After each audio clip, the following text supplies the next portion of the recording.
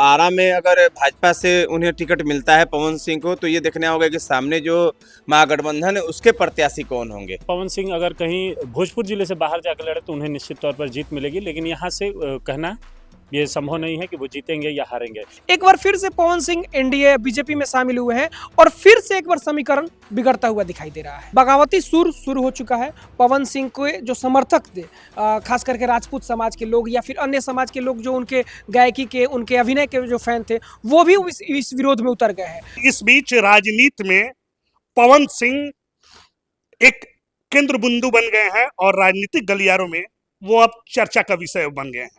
कारण ये है कि पवन सिंह बीजेपी ज्वाइन कर लिए। जो कल तक पवन सिंह बीजेपी के खिलाफ, एनडीए के खिलाफ, उपेंद्र कुशवाहा के चुनावी मैदान में उनके खिलाफ चुनाव लड़े थे और कड़ी टक्कर देकर उपेंद्र कुशवाहा सहित शाहाबाद की कई सीटों को एक साथ डैमेज किया था लोकसभा चुनाव में। अब वही पवन सिंह अब विधानसभा चुनाव से ठीक पहले बीजेपी ज्वाइन किए और चर्चा ये है कि पवन सिंह अब चुनावी मैदान में उतरकर बीजेपी की कमान भी संभालेंगे। इस तमाम विषय पे हम आज बात करेंगे। भोजपुर जिले के हमारे साथ पत्रकार हैं और ये अन्य संस्थानों से, विभिन्न संस्थानों से जुड़े हुए हैं। इनसे हम बात करेंगे कि पवन सिंह का राजनीति में फिर से पुनः वापसी, एनडीए में आना, क्या राजनीतिक समीकरण बिहार की बदल सकती है कि नहीं। सबसे पहले आप क्या कहेंगे, पवन सिंह के बीजेपी ज्वाइन करने के बाद क्या लग रहा है कि राजनीतिक समीकरण कुछ बदलने वाला है?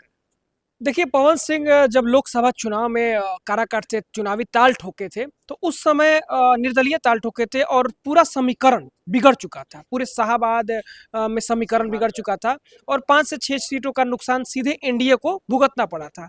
एक बार फिर से पवन सिंह एनडीए बीजेपी में शामिल हुए हैं और फिर से एक बार समीकरण बिगड़ता हुआ दिखाई दे रहा है। चाहे वो बात कर ले, आरा लोकसभा की बात कर ले, या काराकाट की ही बात कर ले, बक्सर की बात कर ले, तो जो उस समय विरोधी एक दूसरे के बन चुके थे, वो अब उनको समझ में नहीं आ रहा है कि हम कहाँ जाएं। जैसे कुशवाहा समुदाय कहाँ जाए, राजपूत समुदाय कहाँ जाए, ब्राह्मण समुदाय कहाँ जाए, किसका साथ दे। ये एक तरीके से फिर से समीकरण बिगड़ रहा है। चर्चाएं बहुत हो रही हैं, पवन सिंह राज्यसभा जाएंगे, पवन सिंह आरा लड़ेंगे, पवन सिंह औरंगाबाद लड़ेंगे। चर्चाएं बहुत सारी है। अभी किस सारी चीजें अटकलें पर चल रही है, विचार विमर्श पर चल रही है, एक परसेप्शन लोग बना रहे हैं, उस पर ही चल रही है। कोई ठोस पहल अभी नहीं हुआ है। वो आरा से लड़ेंगे या बड़हारा से लड़ेंगे या औरंगाबाद से लड़ेंगे, कोई ठोस पहल हो नहीं रही है। दूसरी बात यह है कि देखिए, अभी बीजेपी में जो बीजेपी से स्वर्णों का एक तरीके से मोह भंग होते हुए दिखाई दे रहा है। वर्तमान समय में हर जगह कहीं भूमिहार बैठक कर रहे हैं, कहीं राजपूत बैठक कर रहे हैं, कहीं ब्राह्मण बैठक कर रहे हैं और सब बैठक जो है वो बीजेपी के ही खिलाफ हो रहा है। तो ये एक बहुत बड़ी बीजेपी के चुनौती दो बड़े जो चेहरे हैं, दिग्गज नेता माने जाते हैं, राजीव प्रताप रूढ़ी, आरके सिंह, दोनों बगावती तेवर में नजर आए। पवन सिंह इस बार जब चुनाव में आ रहे हैं और ये जो अभी एनडीए में उन्होंने शामिल जैसे ही होने की खबर सोशल मीडिया पर तैरी, उसके बाद से सोशल मीडिया पे ट्रोल भी किया गया पवन सिंह को लेकर। बगावती सुर शुरू हो चुका है। पवन सिंह के जो समर्थक थे, खास करके राजपूत समाज के लोग या फिर अन्य समाज के लोग जो उनके गायकी के, उनके अभिनय के जो फैन थे, वो भी इस विरोध में उतर गए हैं।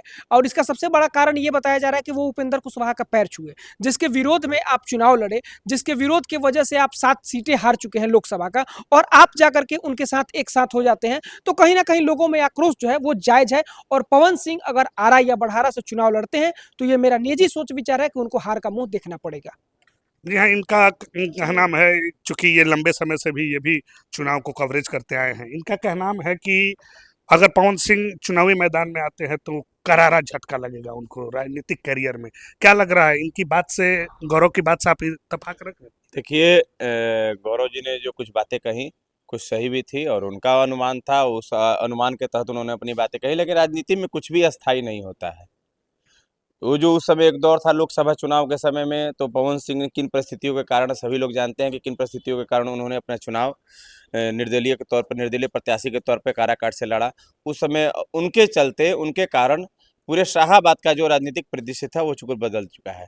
लेकिन सभी पार्टियां जानती हैं कि उनके आने से क्या होगा, भाजपा भी जानती है और उपेंद्र कुशवाहा की जो रालोमो पार्टी है वो भी जानती है कि क्या होगा। तो एक तरफ से राजपूत और कुशवाहा वोट का जो जनाधार है उसको भी साधने की कोशिश की जाएगी और ये दिखाने का एक दिखाने का कोशिश की गई है कि देखिए हम दोनों भाई-भाई हैं और एक तरफ से एक जनाधार जो है लोगों को जो बिखराव था, वोटों का बिखराव था, उस वोटों के बिखराव को एकत्रित करने की कोशिश पवन सिंह को लाके की गई है और आपने जैसा कहा कि पवन सिंह पार्टी में शामिल हो गए हैं भाजपा में। तो देखिए वो तो आने वाला अभी तो टिकट का दौर क्लियर नहीं हुआ है कि किसको मिलेगा, किसको नहीं मिलेगा। लेकिन एक बात तय है कि आरा से इस बार नए प्रत्याशी भाजपा में भी दिखाई देंगे और ये एनडीए के किसके खामे में जाता है, किसके ये तो देखने वाली बात होगी। सुधांशु जी, अगर पवन सिंह की जो चर्चा है चुनाव में, आरा विधानसभा, बड़हरा विधानसभा, माने लोग देख रहे हैं कि इन्हीं दोनों में से कहीं से पवन सिंह चुनाव लड़ेंगे, या फिर कुछ चर्चा ऐसी भी है कि उन्हें राज्यसभा से भेज दिया जाएगा। अगर आरा या बड़हरा दोनों सीट से वो चुनाव लड़ते हैं, क्या लगेगा? कुछ समीकरण कुछ नजर आ रहा है, लग रहा है जीत की संभावना है?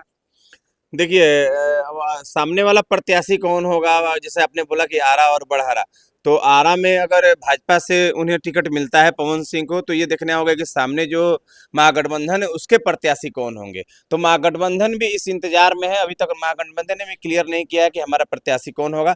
हालांकि भाजपा भी एनडीए में भी क्लियर नहीं किया है। तो निश्चित तौर पर दिलचस्प मुकाबला होगा और ये महागठबंधन भी इस बात को देखने की कोशिश करेगा कि एनडीए से कौन प्रत्याशी आरा में होते हैं और बड़हरा से भी, दोनों चीजों को साधने की कोशिश होगी, क्योंकि जो बड़हरा में जो है राजपूत वोटर बैंक है और उस वोट बैंक को भी साधने की कोशिश दोनों दलों करे प्रत्याशियों के द्वारा किया कैंडिडेट डिसाइड होने हाँ, कैंडिडेट डिसाइड होने के बाद ही कुछ कहा जा सकता है अभी। यहाँ साफ तौर पे इनका कहना है कि कैंडिडेट जब तक डिसाइड नहीं होता तब तक आगे की संभावनाएं जो है उसको प्रतीत करना उचित नहीं होगा।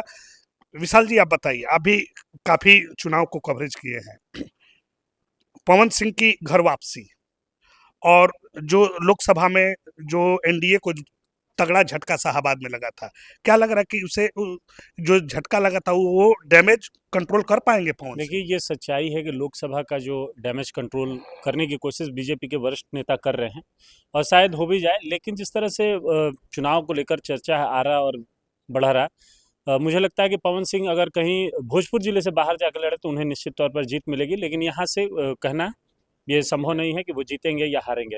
हालांकि बीजेपी से अगर मुंह भंग की बात करें या एनडीए से, तो यहाँ की जनता की थोड़ा मुंह भंग तो चुनाव से पहले ही हो गया था। पवन सिंह की चर्चा तो अभी हुई है, लेकिन विधायकों का विरोध, जो यहाँ से जीते हुए विधायक हैं उनका विरोध तो पहले से जनता कर रही है। आप सोशल मीडिया के माध्यम से देख लीजिए या अन्य माध्यमों से देख लीजिए, तो ये चीज़ें हैं। हाँ, पवन सिंह के आने से हो सकता है कि जो थोड़ा सा चुनावी समीकरण है वो बिगड़े या बने। वो तो अब वो कार्यकर्ताओं को कितना पकड़ पाते हैं, क्योंकि जो कार्यकर्ता होते हैं पार्टी की रीढ़ होते हैं, वही घर घर जाते हैं, तो वो कार्यकर्ताओं पर कितनी अपनी पकड़ बनाएंगे ये उस पर भी डिपेंड करेगा। अभी ये कब आना मुश्किल है कि वो जीतेंगे या हारेंगे। अच्छा, अभी जो पूर्व लोकसभा में जो प्रत्याशी थे और यहाँ के आरा के पूर्व सांसद भी थे आर के सिंह, उनका बगावती सुर इस बात को लेकर था कि जब वो चुनाव लड़ रहे थे उस समय अंदर जो पार्टी के अंदर था वो भीतर घात हुई थी। आपने उसी तरफ इशारा फिर किया है कि पवन सिंह अगर आएंगे तो स्थानीय जो विधायक है उनका अगर टिकट कटता है या उनके समर्थक जो हैं वो भीतर घात करेंगे। देखिए, ये पार्टी की अंदरूनी चीजें हैं। अगर आर के सिंह को ऐसा लगा तो उन्होंने बोला, उस पर कोई प्रतिक्रिया बीजेपी के किसी वरिष्ठ नेता ने नहीं की। तो ये पार्टी एक संगठित करने की भी पार्टी की कोशिश है कि पार्टी में बगावती सुर ना हो। तो ये चीज़ें हैं और कार्यकर्ताओं पर जाहिर सा है कि यहाँ जो एनडीए के कार्यकर्ता हैं भोजपुर जिले में वो थोड़ा अलग थलग पड़े हैं। आप तरारी का चुनाव देख लीजिए, वहाँ सभी कार्यकर्ता एक थे। विशाल प्रशांत को जब जिताने की बारी आई तो उस समय सभी कार्यकर्ता एक हो गए, चाहे एनडीए गठबंधन के जितने भी घटक दल हैं। लेकिन वही अन्य जगहों पर ये चीज़ें कमी देखने को मिलती हैं। अगर भाजपा को टिकट मिलता है तो वहाँ जदयू के पार्टी कमजोर पड़ेगी, रालोमो कमजोर पड़ेगा, हम कमजोर पड़ेगा। लेकिन अन्य लोग जो हैं वो समेटने में, अगर पवन सिंह इसको समेटने में कामयाब होते हैं तो निश्चित तौर पर वो भी चुनाव जीत सकते हैं। ऐसा नहीं कहा जा सकता कि उन्हें हार ही मिलेगी सर। अच्छा, ये मेरा अनुमान है। एक चीज और आपसे हम जानना चाहते हैं, आप दोनों से हम जानना चाहते हैं, पवन सिंह चुनावी मैदान में आएंगे या नहीं आएंगे वो आगे समय बताएगा। लेकिन पवन सिंह की पत्नी को लेकर जो कंट्रीब्यूशन चल रहा है, क्या लग रहा है कि वो भी चुनाव में इफेक्ट डालेगा क्या? देखिए, उनकी पत्नी जो है एक सोशल मीडिया पोस्ट भी की है और उसमें साफ तौर पर उन्होंने कहा है कि मैं लखनऊ जो है वो जाऊंगी, और वो जो जिस तरीके से वो लिखी हैं वो काफ़ी जो है इफेक्ट पड़ने जा रहा है। पिछली बार भी जिस तरीके से मैनेज किया गया था पत्नी को और जिस तरीके से चुनाव प्रचार कराया गया, तब वो सेकंड पोजीशन पे आए थे। अगर इस बार मैनेज नहीं होता है तो काफ़ी नुकसान झेलना पड़ जाएगा पवन सिंह को। और दूसरी बात आपने कहा है कि पवन सिंह कहाँ से चुनाव लड़ सकते हैं, तो जो हमारा इनपुट है वो आरा टिकट जो है वो मांग रहे हैं। उनका जो है जिस दिन वो कोर्ट में पेशी होने के लिए आए हुए थे, उस दिन शाम को उनकी पटना में बैठक भी थी और धर्मेंद्र प्रधान के साथ बातचीत भी हुई है। उसमें उनको ऑफर किया गया था बड़हारा और औरंगाबाद, लेकिन उन्होंने कहा कि नहीं, हम जो है आरा के लिए चुनाव लड़ेंगे, आरा से टिकट मिलता है तो हम चुनाव लड़ेंगे। बड़हरा क्यों नहीं? आखिर उनका पैतृक गांव भी है, क्योंकि तो वहाँ क्योंकि वहाँ पे राजपूत कैंडिडेट बहुत ज़्यादा है ना। वहाँ पे आप विपक्ष का देख लीजिए, जो जिस तरीके से महागठबंधन में कई सारे राजपूत चेहरा हैं, तो वहाँ पे अगर राजपूत चेहरे ज़्यादा लड़ जाते हैं तो फिर चुनाव का जो है वोट जो है वो कट जाएगा, तो ये इनको हारने का भी सेफ जोन तलाशना चाहते हैं। बिल्कुल सेफ जोन तलाशना चाहते हैं। और आरा देखिए, एक उपेंद्र कुशवाहा का जो कंट्रोवर्सी चल रहा है कि उपेंद्र कुशवाहा को जिस तरीके से उन्होंने प्रणाम किया या वो शामिल किए, तो भैया ये रूल लागू तो चिराग पासवान का भी होता है। चिराग पासवान जिस तरीके से, ये तो शाहबाद का डैमेज किए, वो तो पूरा बिहार में नीतीश कुमार को डैमेज कर दिए। उसके बावजूद भी तो अभी अग्रणी भूमिका में है और गठबंधन के बहुत बड़े नेता है। तो क्या चिराग पासवान जो है वो अगर मिल जाते हैं 2025 में, तो पवन सिंह मिल गए तो क्या दिक्कत है? सवाल ये देखिए, राजनीति में जो है वो उतार चढ़ाव होते रहते हैं और राजनीति में जो है कोई किसी का सगा नहीं होता है, ना कोई किसी का दुश्मन होता है। संभावनाओं का दरवाजा खुला रहा है। बिल्कुल भैया, संभावना का दरवाजा। आप ही देखिए, पिछली बार आपने चुनाव जिस तरीके से कवर किया था और जिस तरीके से आपने ग्राउंड रिपोर्ट किया था, आपने देखा होगा कि किस तरीके का माहौल था। पवन सिंह अगर आरा से चुनाव लड़ते हैं तो हमारे नज़र से जो है वो अच्छे कैंडिडेट होंगे आरा से, क्योंकि आरा का नाम उन्होंने पूरे विश्व पटल पे रखा है और जिस तरीके से भोजपुर पे का नाम रखा। लेकिन सवाल ये है कि पिछली बार भी कहा जा रहा था कि अमरेंद्र प्रताप सिंह के टिकटवा कट गई, लेकिन कट के फिर आके जुड़ गई। कई सारा लोग लग रहा है क्या है कि वो आरएसएस विचारधारा से, अमरेंद्र प्रताप सिंह पुराने कैडर हैं आरएसएस के, उनका टिकट कटना बहुत मुश्किल बात है। उनके पीछे कार्यकर्ताओं की फौज है, जिस तरीके से उनके कार्यकर्ता लगे रहते हैं, वो आरके सिंह में कार्यकर्ताओं की फौज नहीं लगी हुई थी। ये इसीलिए उन्होंने उठाया था कि भीतरघात हुआ है। क्यों हुआ है? क्योंकि आरा के चुनाव के हम लोग कवर कर रहे थे न्यूज। आरा में उनके बूथ पे जो है उनके कार्यकर्ता भाजपा के नहीं थे, ये स्थिति थी उनके चुनाव में। तो पूरे 7 विधानसभा क्षेत्र की क्या स्थिति होगी? लेकिन वही दूसरी बात करें अमरेंद्र प्रताप सिंह की, उससे कोऑर्डिनेट में कर रहा हूं, उस अमरेंद्र प्रताप सिंह की, तो इनके साथ कार्यकर्ताओं की फौज लगी हुई रहती है, जो समर्पित कार्यकर्ता है। समीकरण बदलेगा कि नहीं? चूंकि कारण सबसे अहम सवाल ये है कि पवन सिंह और कुशवाहा, उपेंद्र कुशवाहा की मुलाकात कहीं ना कहीं विपक्षी खेमा महागठबंधन में भी हलचल है बिल्कुल। और एनडीए में भी इस बात को लेकर चर्चाएं हो रही हैं कि अब जो पूरे बिहार, शाहबाद ही नहीं बचता है, पूरे बिहार में जो एक जो परिदृश्य था लोकसभा को लेके, वो बदलने वाला है। क्या लग रहा है? बिल्कुल बिल्कुल बिल्कुल। एक चीज है, समीकरण बदलने वाला इसलिए है क्योंकि ये पिछली बार जो कुशवाहा जाति थे, जिस तरीके से पवन सिंह चुनाव लड़ गए थे काराकाट से, तो बिखराव तो हुआ था वोट का, और उसी बिखराव के कारण पूरा शाहबाद साफ हो गया, डैमेज हो गया। सवाल यह है कि पिछली विधानसभा में भी 22 सीटें पूरे शाहबाद में है, जिसमें मात्र 2 सीटें कंसीडर कर पाई थी, जीत पाई थी बीजेपी, जो कि आरा और बड़ारा। तो इस बार जो है शाहबाद को बचाने की लड़ाई है, और इस शाहबाद बचाने की लड़ाई में आप देखिएगा कि उपेंद्र कुशवाहा और पवन सिंह जो है पूरा शाहबाद एक साथ घूमेंगे आने वाले चुनाव जब प्रचार होगा तो, क्योंकि पवन सिंह और उपेंद्र कुशवाहा जो है एक बहुत बड़े फैक्टर पिछली बार लोकसभा चुनाव में रहे थे, और जिस तरीके से उन्होंने उपेंद्र कुशवाहा का जो है आशीर्वाद लिया है, वो बड़े हैं, उनका रिस्पेक्ट उन्होंने किया। और जो है ये नीतीश कुमार का भी चिराग पासवान पैर छू के प्रणाम करते हैं, जबकि वो लोग जो है कितना उल्टा सीधा बोलते हैं एक दूसरे को, उसके बावजूद भी करते हैं। तो ये बड़प्पन है पवन सिंह का, ये जो है दिखाता है कि वो कितने भोजपुर के माटी के लाल हैं, और भोजपुर के माटी का लाल का जो है एक दिखाता है कि वो जिस तरीके से अपने के बड़ों का इज्जत करना होता है वो किए हैं। पवन सिंह की घर वापसी, यानी कि बीजेपी में पवन सिंह का आना राजनीति और रणनीति के लिए भी खास मायने रखता है, और इस विधानसभा चुनाव में पवन सिंह की वापसी और उपेंद्र कुशवाहा और पवन सिंह के